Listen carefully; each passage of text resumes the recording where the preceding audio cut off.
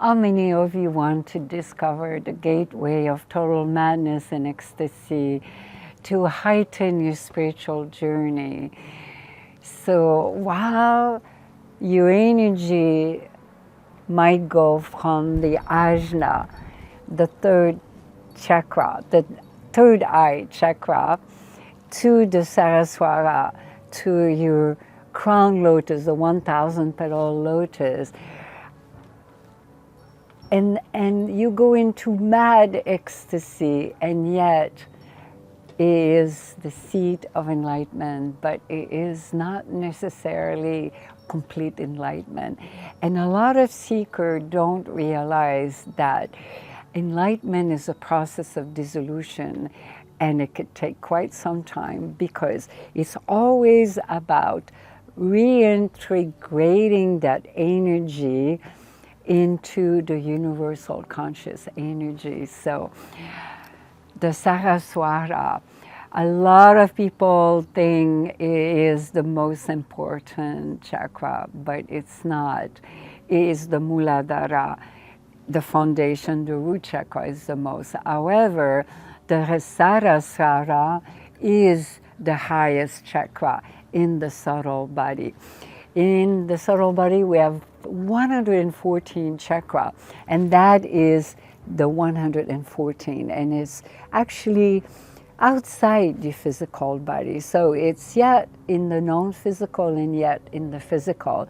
It's about 2 inches above your head, and it, just look at it like a lotus. That's why it's been seen as a lotus with 1,000 petals. It needs all the element, the right condition, the sunlight, the right amount of soil, the right amount of water, not too much protection, the right amount of protection, the right amount of sunlight. All of this makes the journey to unfold the Sahasrara, because the process of enlightenment is essentially from the Muladhara to the Sahasrara, the whole Kundalini ascension, to bring about that primordial energy of Shakti. Some of you are familiar, Mahashakti is represented in the yogic tradition as the divine mother, the divine feminine energy. Nothing to do with gender at all. It's just an energy. And then there's the divine masculine energy, which is represented as Shiva, pure consciousness. When Shakti ascend and merge with Shiva, here we have divine resonance. And this is where it can bring about a transformation of pure madness and ecstasy. But beloved, there is a warning though. You never want to seek that.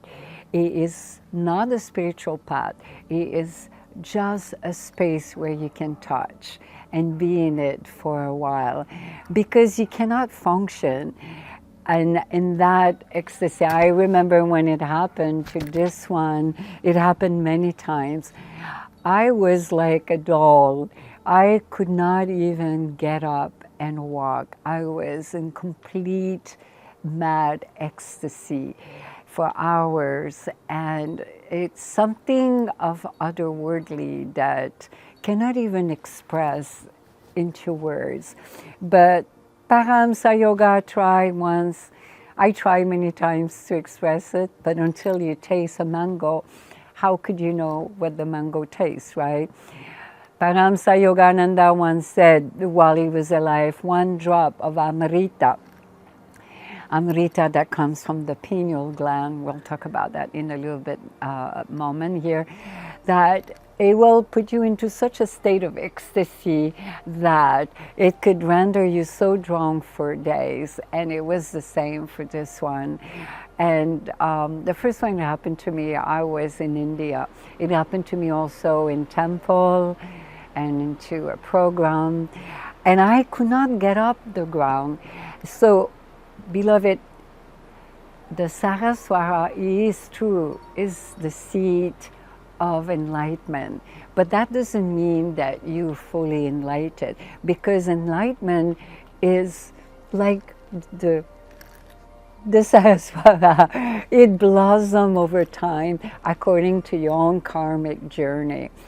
And the big question is always from my follower and disciple, how do you get there? How do you get there? Devi Ma tell us, well,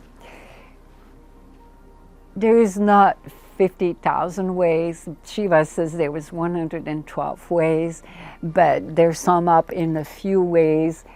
Any practices in sadhana in the yogic tradition, especially Kriya and Hatha Yoga. Hatha Yoga to render your body strong and powerful, to sustain the energy. It could take many lifetimes. I don't want to discourage you. Actually, don't focus even on that. It should not even, because that will become an obstacle, and you do not want to bring about an obstacle. When it comes, if it comes in this lifetime, enjoy it. But it's good, it's very important, empowering to know what it is, because a lot of people think, oh, when the energy touched there from the ajna to the Sahasrara, you're completely enlightened. But it's a progression. It's based on your karmic structure. That's very important, because everyone is very unique. And depending your diligence, depending on your sadhana, how intense is your sadhana, what is your sadhana. But make sure that it includes Hatha Yoga, daily Hatha Yoga, Kriya Yoga. There are many forms, but some are more powerful than others. And any form of meditation, make sure you practice them, pretty much many of them. At least dhyana meditation, which we went into a satsang. You can go right now at the end of this video satsang, click on upcoming other satsang on meditation, on dhyana meditation, so you can be empowered. So dhyana meditation and dharana meditation also. And make sure, go and spend some time on the playlist on all the different meditation and empower yourself. So even walking meditation, mindful practices, there's a whole series on our channel at Devi Mayi Ma on mindful practices. And there's a playlist. It will be up there. You can click on it at the end of this satsang. And so it really depends. And don't be discouraged, because enlightenment, it's a journey. It's not a destination. And it could happen in many future life. It could happen now in this life. And because it's a process of dissolution. So what happened? Let's explain that. When your energy is in the ajna and it touches your Sahasrara, this is where the divine marriage of Shiva Shakti takes place. I talked about what is Shakti, primordial energy that manifests everything in the cosmos. Shiva, that is not, that is pure consciousness. When those two merge, this is what's happening in the microscopic. So in our body temple, the microscopic become aligned and go into complete divine resonance with the macroscopic. So when that marriage takes place, I call it the ultimate sacred divine love marriage of Shiva Shakti. When those two merge is when the microscopic merge, align and become in divine resonance with the macroscopic.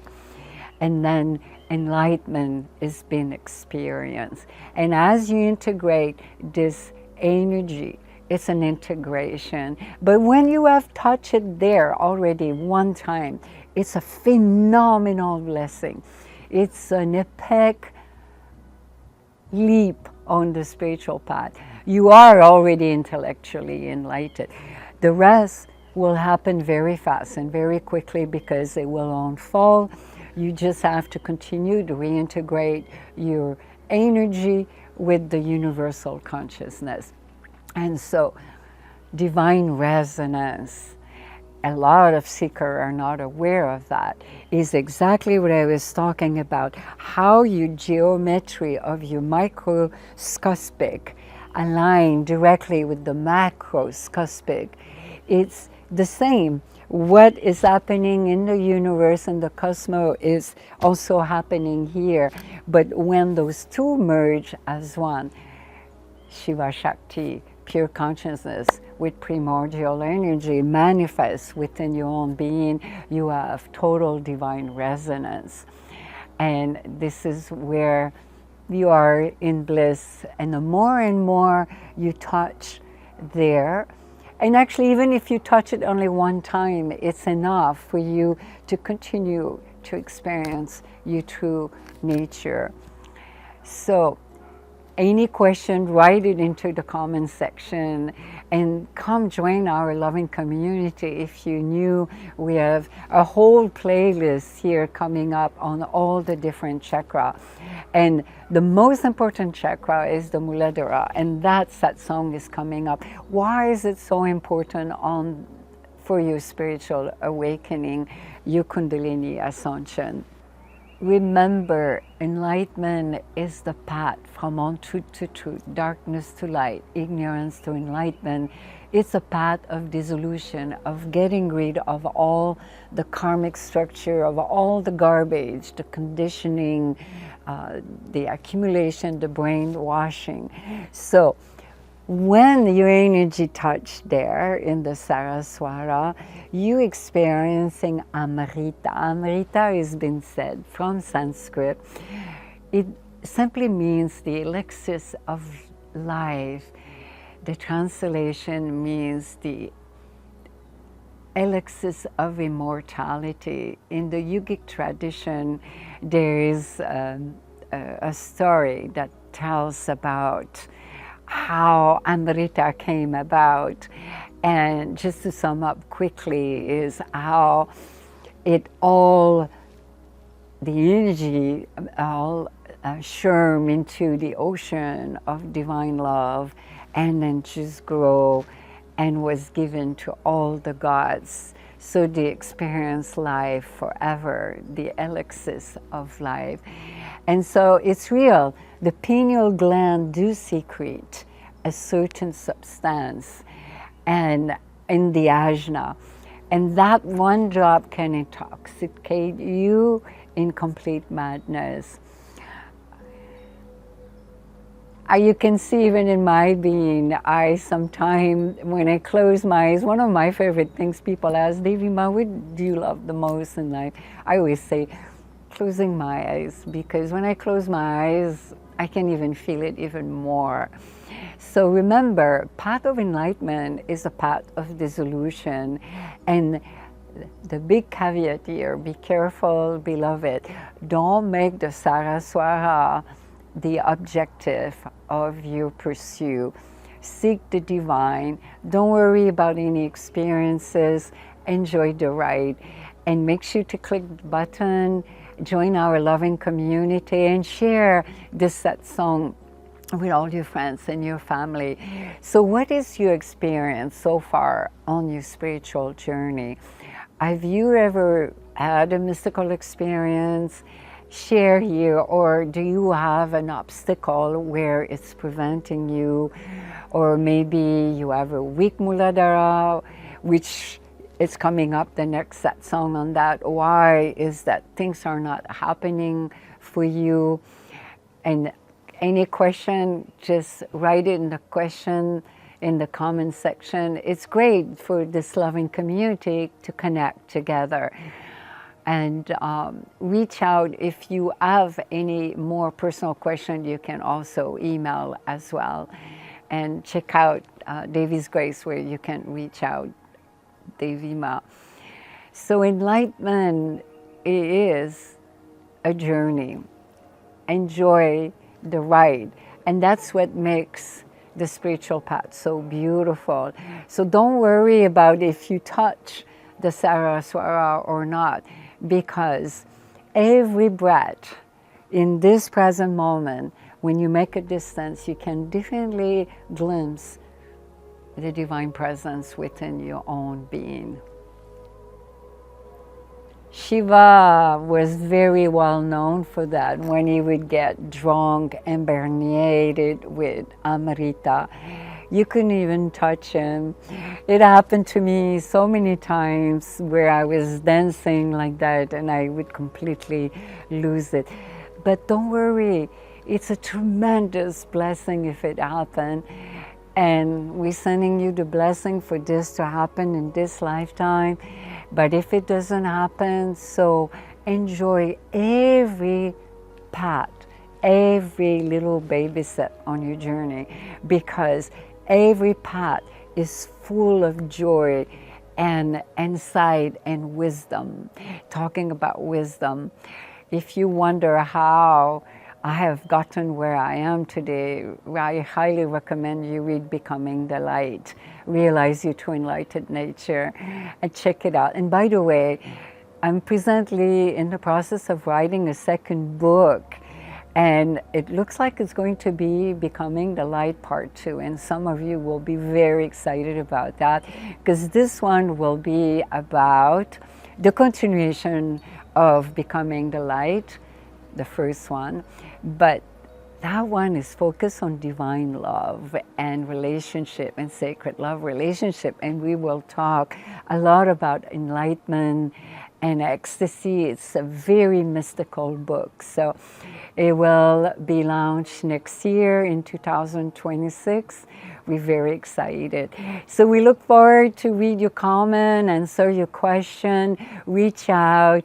And we're sending you so much love and blessing on your journey. And I'm here for you. Namaste.